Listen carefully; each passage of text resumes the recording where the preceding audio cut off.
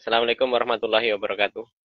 Waalaikumsalam warahmatullahi Waalaikumsalam warahmatullahi Oh ya, alhamdulillah. Gimana kabarnya ini?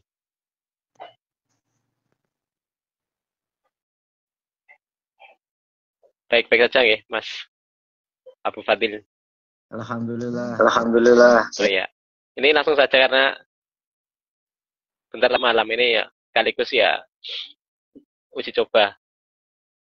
Laptop ternyata ya agak berat, pakai HP aja. Insya Allah yang kesempatan yang singkat ini kita istilahnya sambil ngobrol ya, semoga ada faedah yang bisa diambil. Langsung saja ke topik kita hari ini tentang wafatnya seorang ulama ya. Entah siapa saja yang diulamakan atau dia tidak dianggap ulama, kita nilai ialah sebagai kedudukan dia di sisi umat Islam ya. Di mana beberapa akhir-akhir ini seorang ulama ya, itu pun ya diperselisihkan ya antara ada beberapa pihak itu yang menganggap beliau ya bukan seorang ulama, tapi ala kulihal saya pribadi menganggap beliau tetap seorang ulama apapun apa yang telah beliau lakukan, terlebih lagi beliau punya banyak jasa di dakwah ini. Jadi kita ya bertaruhum. Ya, jadi kedudukan Syekh Robi itu memang seorang ulama. Meskipun ya beberapa hal ada kontroversi tentang fatwa-fatwa beliau. Dan saya rasa sebenarnya seseorang itu siapapun manusia. Artinya bisa saja banyak kesalahan atau ada beberapa kesalahan di mana itu semuanya juga terpengaruhi kedudukan orang-orang yang ada di samping kanan kirinya itu juga mempengaruhi. Jadi dari laporan-laporan terus siapa teman baiknya akhirnya kan banyak bias-bias negatif terkadang bisa saja. Mungkin dari Abu Fadil bisa menanggapi tentang kedudukan beliau. Tafadhal. Iya, siap. Ya, siap. Sebab Sebab ya, soal ya, ulama besar. ulama besar. Memang Memang kita harus melakukan berbeda-beda, mengambil istihad. istihad. Sedangkan ulama sekarang Jangan ulama sekarang terdahulu, ulama imamnya kan banyak yang terjadi perbedaan. perbedaan. Sehingga kita mengaku Ahlus sunnah, insaf dalam pertengahan, ya tetap kita mengakui walaupun berapa yang tidak dapat kita akui beliau adalah ulama. Tim. Sepanjang akidahnya wal jamaah. Mungkin pemandang pribadi saja. Nararifin. Oke. Suaranya agak keras ya. Agak dikerin dikit. Oke, ya, alhamdulillah. Terus yang ada beberapa poin yang saya sampaikan ya. Sebenarnya saya kan juga ngikuti itu channel-channel Telegram, channel-channel YouTube para ulama kibar itu. Jadi ternyata tidak semua masanya itu bertaruhum. Seperti saya Abdul Razak itu nggak ada ucapan bela sungkawa. Yang ada itu ya channel-channel yang istilahnya sepemahaman dengan beliau ternyata. Artinya ya tidak seperti yang digambarkan dari teman-teman yang ada di RII atau yang lain tuh nggak seheboh itu juga sebenarnya. Artinya para ulama juga diam itu. Seperti saya Abdul Musin Al-Abad juga nggak ada taruhumnya. Adapun taruhum ucapan dari Syekh Sulaiman Ar-Ruhaili memang dari dulu Syekh Sulaiman Ar-Ruhaili itu paling pertengahan ya. Jadi beliau itu banyak istilahnya jadi penengah. Jadi itu yang ya kita salut juga. Jadi nggak semua di kanal-kanal resmi para masa itu bertaruh pada Syekh Robi ya. Terus berikutnya sebenarnya ada. Terus dari orang-orang tanda kutip yang disebut ikhwani, itu karena mungkin ya karena banyak sering diserang dulu. Jadi malah tidak sedikit. Nah yang insaf ya juga tetap mendoakan, tapi yang tanda kutip sakit hati itu juga malah menganggap ya malah seneng dari wafatnya beliau ini. Tapi ya kita nggak ikut-ikutan.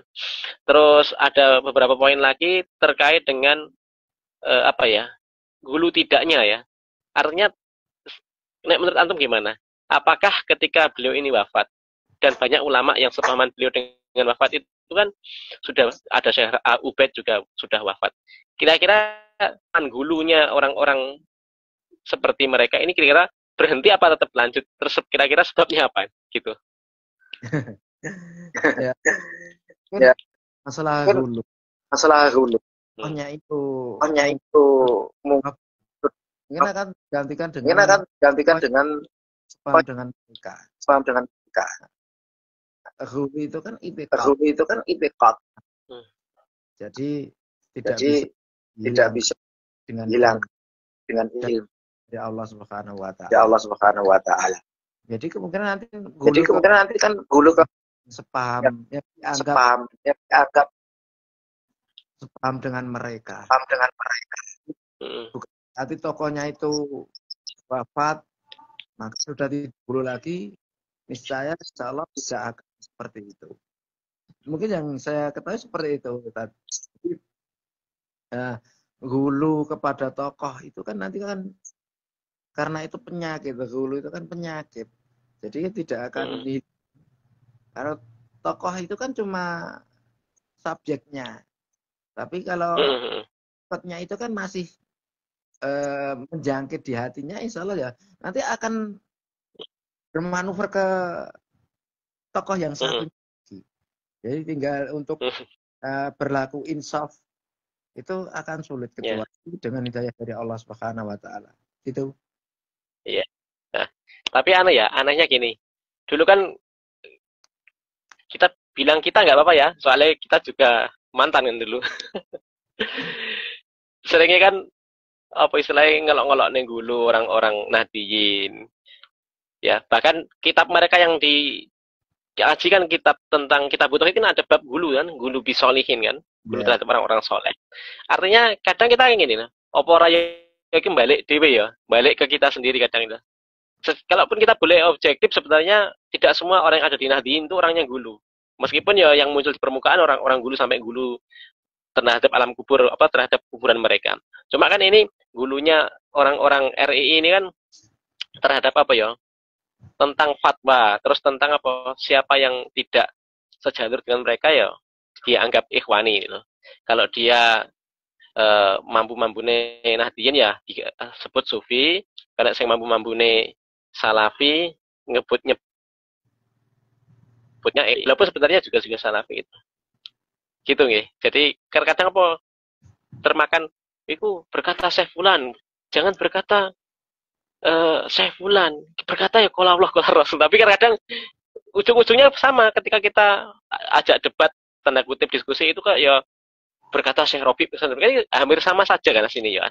Gitu. Makanya kan tidak sejalan dengan prinsip mereka. Makanya kan mereka punya sistem ganda. Kalau yang penting kebenaran buat mereka sendiri. Kadang harus qala Allah wa Rasul. Tapi kan dalam kenyataannya saya mengambil pendapat ustadzku, mengambil ulamaku. Jadi seolah-olah ulama yang lain, ustadz yang lain itu pokoknya yang selain komunitas mereka sudah salah kaprah gitu. Terus langsung ngebjak. Misalkan seperti kaum Nahdiyin itu langsung kalau Nahdiyin pokoknya salah semua. Padahal kan tidak semuanya bisa divonis salah. Terus walaupun ada yang mengaku salafi kalau bukan dari komunitas mereka ya berarti hizbi, kita yang tidak hizbi ya seperti itu. Hulunya kan karena apa? Karena mereka menganggap ya kebenaran itu ada di diri mereka sendiri. Karena tidak istilahnya itu apa ya? Tidak mau membuka diri bahwa kita itu untuk hidup sekarang itu kan ukhuwah Islamiyah itu kan yang perlu diutamakan. Mereka seolah-olah ya udah biar mereka itu tersesat silahkan tersesat, yang penting kita kelompok kita selamat sendiri. Nah, itu kan sebenarnya yang dinamakan hizbi kan seperti itu. Jadi menganggap mereka yang selain dari komunitas mereka kan udah bukan dari manhaj yang benar, manhaj yang sahih seperti itu. Sehingga ini memang yang menjadikan mereka bundel itu ya seperti itu sebenarnya. Ya Allah yahdi. Allah yang membuat hati. Insya Allah alhamdulillah juga. Nanti apa yang mereka sendiri vonis kembali kepada mereka sendiri. Nah, saya pernah kata Ustadz Yazid itu. Mereka itu kayak mainnya mentah sendiri kan ketika Ustadz UDZ itu. Yang Makassar UDZ itu kan istilahnya mentahdir saya itu gurunya ditahdir. Ya nanti mereka itu akan seperti itu, bahkan sama muridnya nanti diganti tahdir. Dan ternyata kan terjadi kan sekarang kayak RI itu terpecah dua. Bahkan sekarang yang Makassar itu sendiri. Ya artinya Justru polanya mereka itu akan gitu. memakan temannya mereka sendiri berpecah-pecah sampai kecil-kecil itu ya. Ya kebiasaan HISPI kan seperti itu loh. Sebenarnya kan HISPI itu Hmm, kan sekedar tanda kutip nama gelar, tapi kan hmm, kaifiahnya. Jadi hmm, masuk ke kaifiat. Bukan berarti kalau sudah dilabeli HISPI dia HISPI. Terus yang mengaku manhaj yang sahih bukan HISPI, tapi kaifiatnya, hmm, tindak tanduknya, hmm, lakunya itu kan sudah masuk kriteria hmm, HISPI ada. Kalau memang sudah hmm, masuk termasuk HISPI. hmm, hmm. Akhirnya apa? Terus hmm, Tapi hari hmm, ya, guru itu ya akhirnya kan terjadi karena apa? Ya mereka berperilaku bukan manhaj yang sahih. Ya udah hmm, Allah berikan balasan kepada mereka. Gitu. hmm. Tadi menarik dari ucapan Antun tadi ya, yang terkait eh, bermuamalah dengan kelompok lain. Ini sangat menarik. Artinya gini ya. Jadi kita kan ada aturan internal. Misal kalau kita di Muhammadiyah, artinya kan ada adab khusus mungkin ya sesama orang-orang Muhammadiyah. Nanti juga ada adab khusus Muhammadiyah kepada di luar Muhammadiyah. Belum nanti mungkin Muhammadiyah sebagai pengejawantahan orang Islam di atas organisasi mereka nanti bermuamalah dengan orang non muslim ya. Artinya kan memang berlapis-lapis. Tapi kan anehnya mereka itu terkadang malah kalau sesama kaum muslimin beda ormas dikit pokoknya ya musuh gitu. Tapi kalau ya kepada orang kafir atau mungkin orang mungkin asal punya kepentingan dia nggak berani untuk mentahdir. Artinya memang masalah hubungan eksternal itu seakan-akan tidak membutuhkan kelompok lain. Misal gini, ketika kita nyebrang ke Roja ya, Ustadz Yazid itu wafat kan banyak dari orang-orang eh, bahkan apa akun kiai-kiai itu yang bertaruhum mendoakan Ustadz Yazid Jawas itu loh. Walaupun Ya. ya kita nanti ambil contoh ini sebenarnya tapi hampir sama sih antara mereka dengan Erina kan ada kesamaan dari sisi kadang ada beberapa ikhwan yang atau ustadz yang terlalu bersemangat ya. Artinya gini loh, mereka pihak luar dari ormas lain bahkan NU itu bertarhum kepada Ustadz Yazid.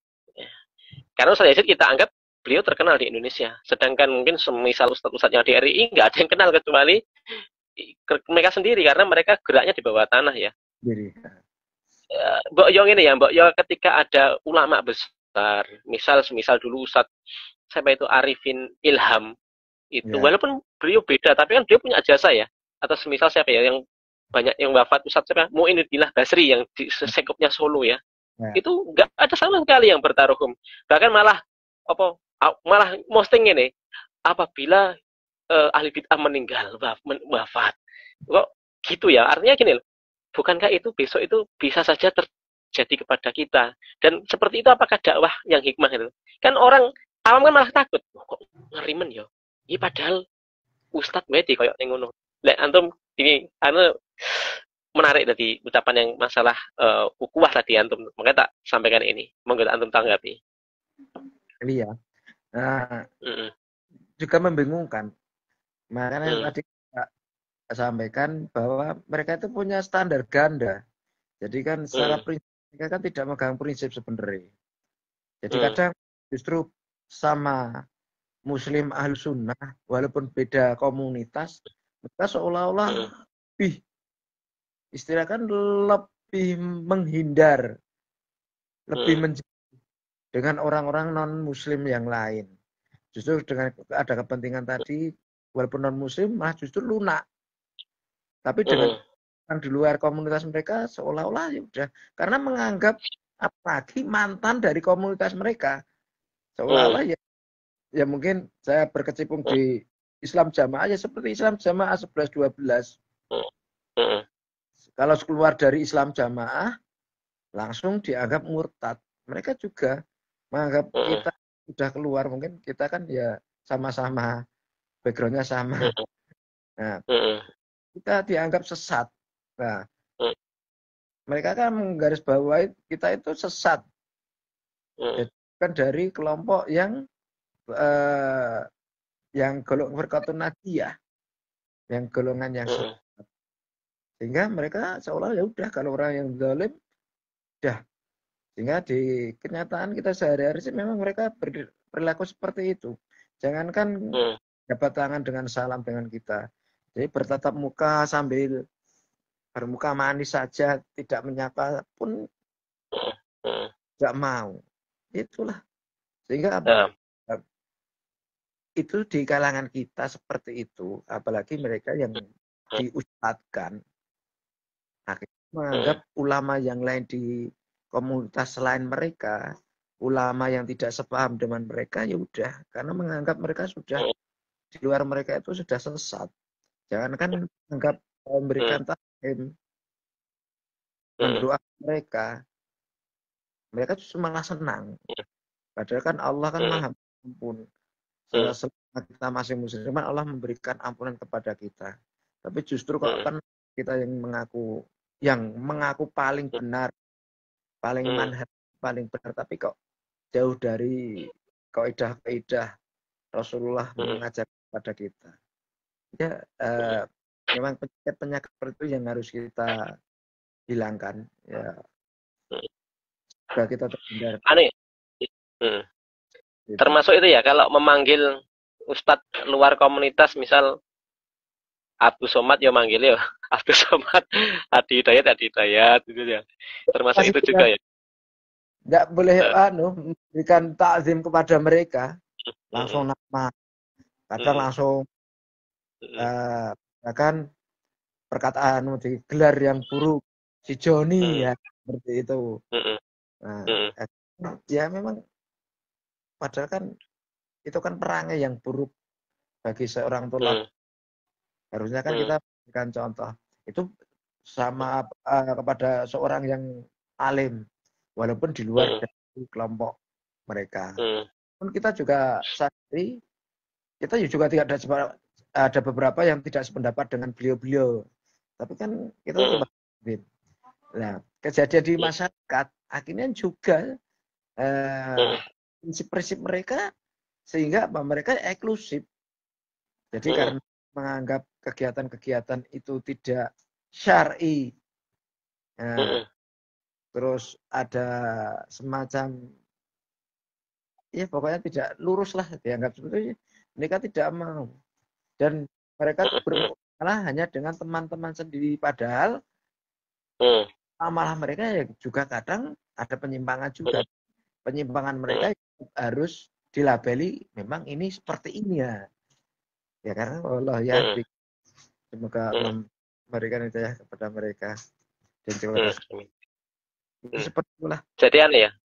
Sehebat apapun orang di luar, misal Dr. Zakir Naik misal mengislamkan, mungkin ya habis ini mengislamkan 100 orang mu'alaf, 100 orang Kristen ya, jadi mu'alaf itu jadi tidak dianggap prestasi ya, mungkin biasa aja. Itu ngepasi, itu dari ahli bid'ah itu. Iya. Ya, apalagi kan mungkin menganggap orang yang ahlu sunnah itu kan harus pakai juga seperti itu.